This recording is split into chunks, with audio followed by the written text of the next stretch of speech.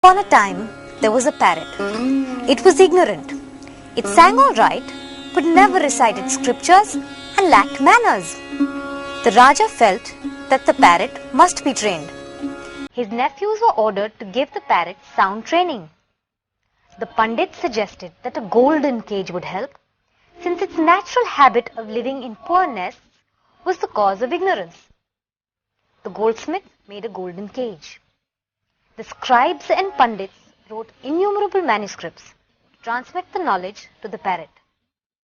The nephews, Pandits, goldsmith and scribes were rewarded with gold and rare jewels.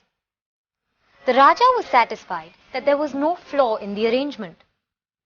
As for any complaints from the bird itself, that simply could not be expected. Its throat was so completely choked with leaves from the books that it could neither whistle nor whisper.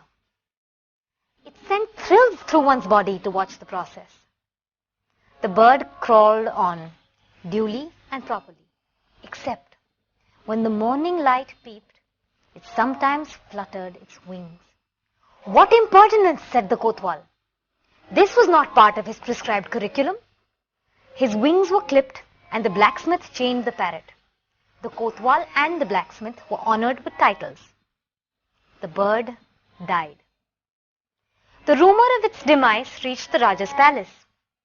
With much paraphernalia of trumpets, pomp and pageantry, the Raja came to visit the grand school of education.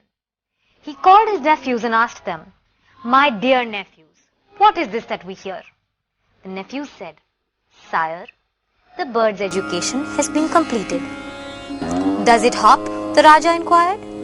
"Never," said the nephews. "Does it fly?" "No." "Bring me the bird," said the Raja. The bird was brought to him by the Kotwal and the sepoys.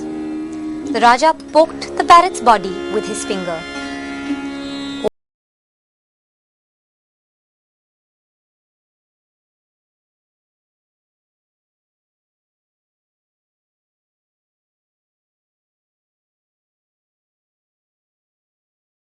Examination and everything, we assume that the child is learning.